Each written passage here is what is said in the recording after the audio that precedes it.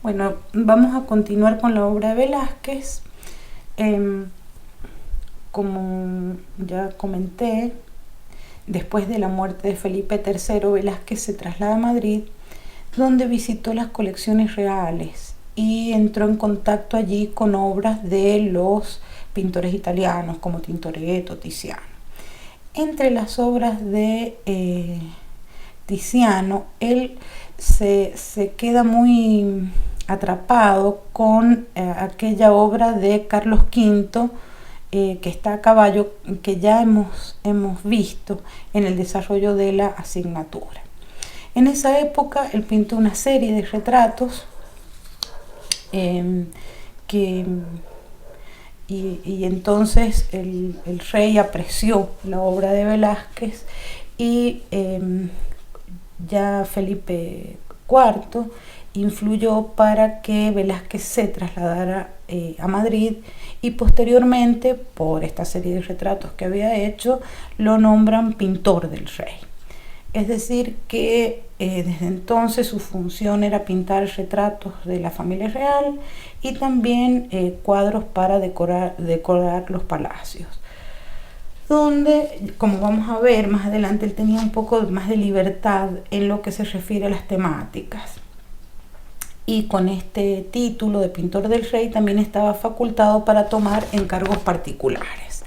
Este cuadro que estamos viendo es uno de los retratos de Felipe IV, con, como ustedes verán, un traje fastuoso que también se llama Felipe IV de castaño y plata, ¿sí? Que es con lo que está bordado el traje.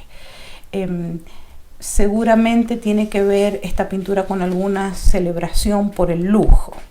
Lo interesante es cómo lo ha pintado, o cómo ha pintado los bordados con estos empastes ligeros. Fíjense lo que es eso, con estos empastes ligeros, con mucha carga en el pincel, como ustedes verán.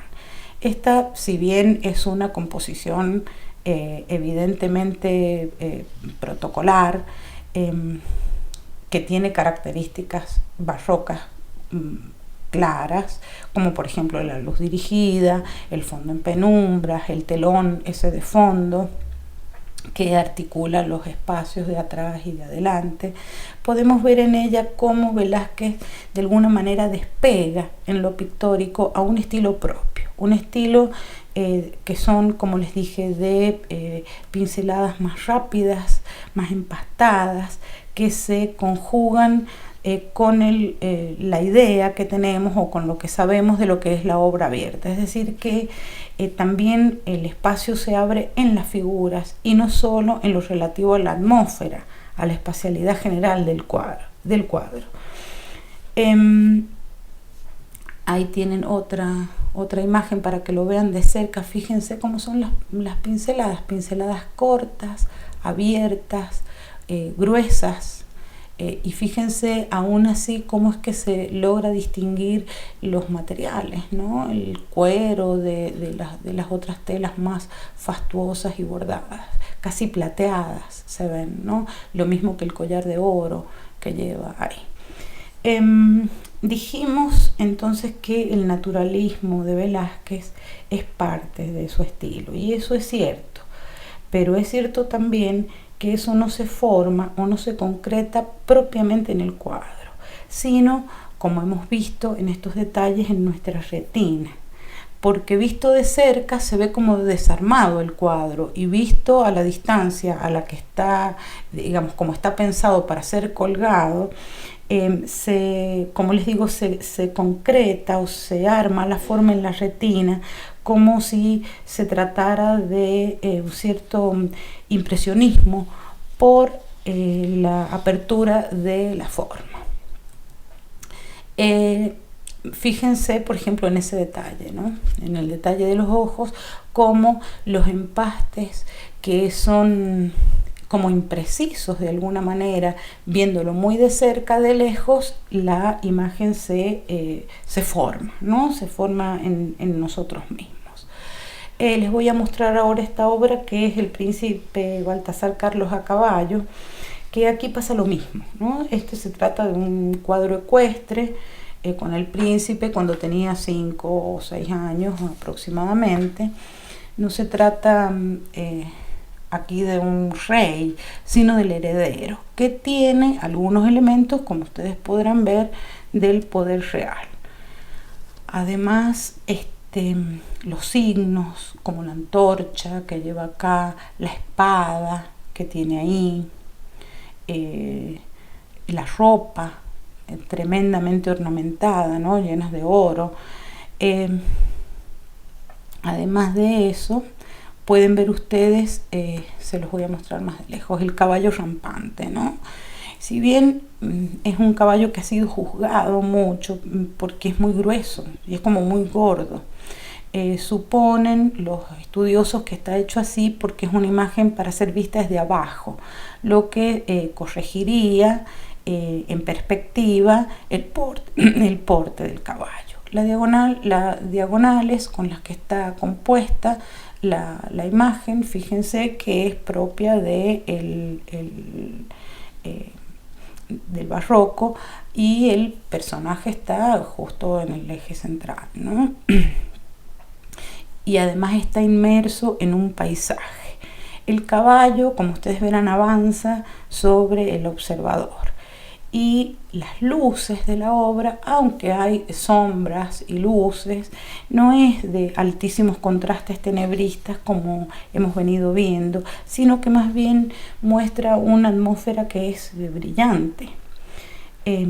Las pinceladas, como habrán visto, lástima que esta no es una buena reproducción, no he encontrado un detalle mejor, porque realmente estos paños son de un espesor y de una cantidad de colores que permiten que de lejos uno arme, digamos, esto que hay ahí. Es muy interesante porque ni siquiera en el propio Velázquez habíamos visto una pincelada tan gruesa, ¿no? Pero son sueltas y estas pinceladas y este mayor empaste se encuentra especialmente en el niño y en los ropajes. Y el detalle del rostro, que más allá del movimiento de toda la escena del caballo, el niño muestra desde allí una cierta dignidad, como si fuese la dignidad del rey. Este cuadro, ahí les muestro cómo está hecho el trabajo del paisaje, ¿no? Más de cerca, para que vean que son pinceladas súper transparentes y algunos detalles en una pincelada rápida, muy muy transparente, a diferencia de lo que es esto, que es una cosa súper empastada. Como les digo, desgraciadamente no he encontrado una imagen mejor, pero si ustedes pueden buscar y poderlas ampliar para verlas, ahí se van a dar cuenta cómo es esto realmente. Este cuadro es un cuadro que es parte de un conjunto de pinturas ecuestres de la familia real. Acá lo tienen en tamaño real para que lo vean. Es un cuadro espectacular. Les digo que este es un cuadro realmente espectacular. El movimiento del caballo, las crines, cómo se mueven, bueno, es una hermosura. Pero como les decía, es parte de otros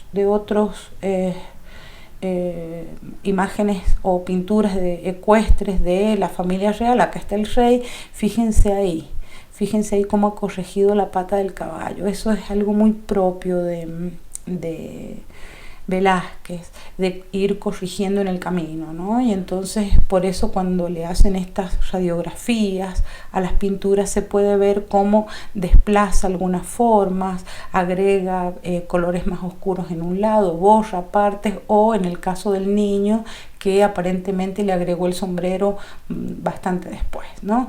Y acá tenemos a la reina, como para que vean que no es una pintura suelta, sino que es un conjunto, una secuencia de pinturas con la temática de lo ecuestre. Sigo rápido, les muestro, tiene mucha obra Velázquez, como verán. Yo estoy tratando de hacer alguna síntesis. Esta es la rendición de Brea, de Breda, perdón, es uno de un conjunto de cuadros que también fueron encargados a Velázquez y a otros pintores bastante importantes de la época para la ornamentación, lo pongo entre comillas, de los salones del Palacio del Buen Retiro, que era un palacio que tenían como un lugar de descanso los reyes. Y también ese era un lugar destinado a recibir autoridades extranjeras, a los embajadores, etc. Es decir, que de alguna manera era un lugar de la familia y también de negociaciones.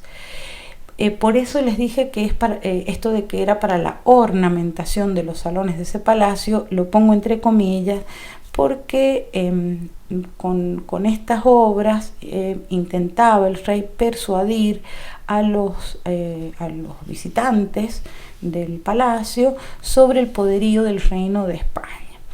Este cuadro en particular representa el fin de una guerra, ¿sí? En la que, por supuesto, España es la que gana, y destaca Velázquez que la rendición se hace en términos muy civilizados.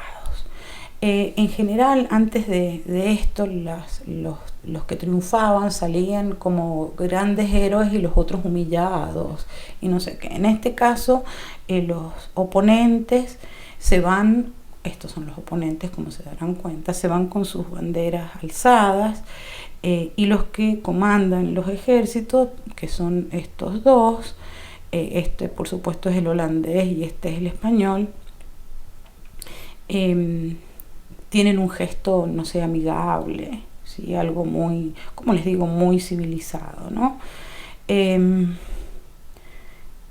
Donde se ve el triunfo es en las lanzas españolas, ¿no? Las lanzas españolas al lado de las lanzas y de las banderas holandesas, es evidente, lo mismo que acá los holandeses son menos, estos son más, acá este está con sangre, estos no, estos están triunfantes allí, ¿no?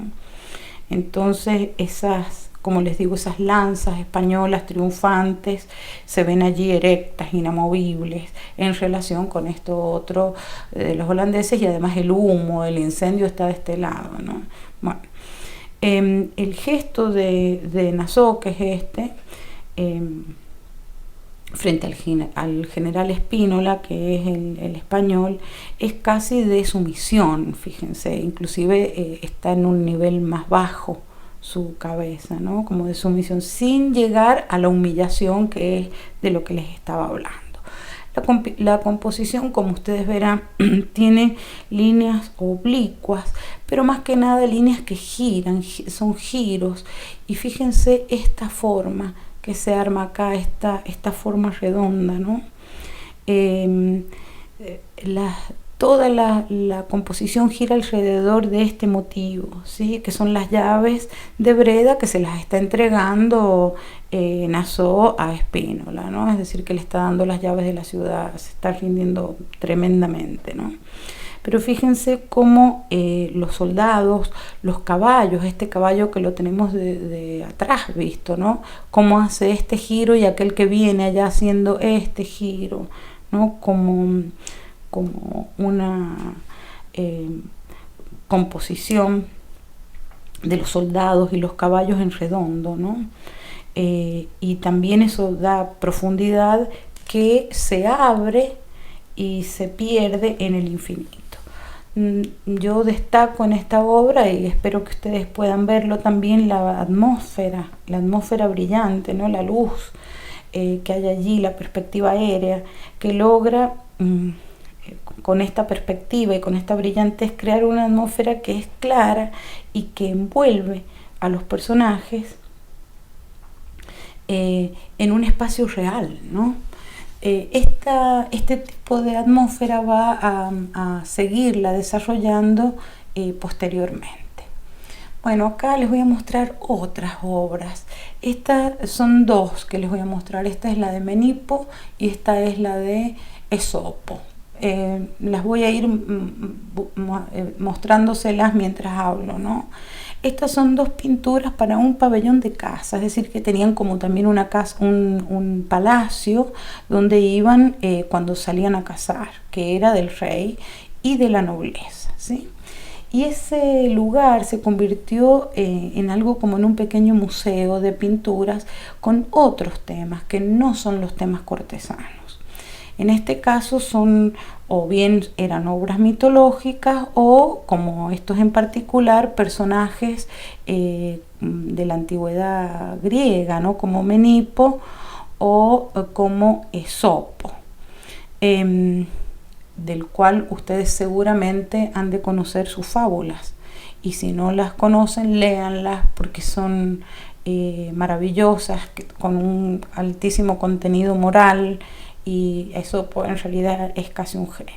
Pero la representación de estos personajes que no eran los más elegidos para ser representados,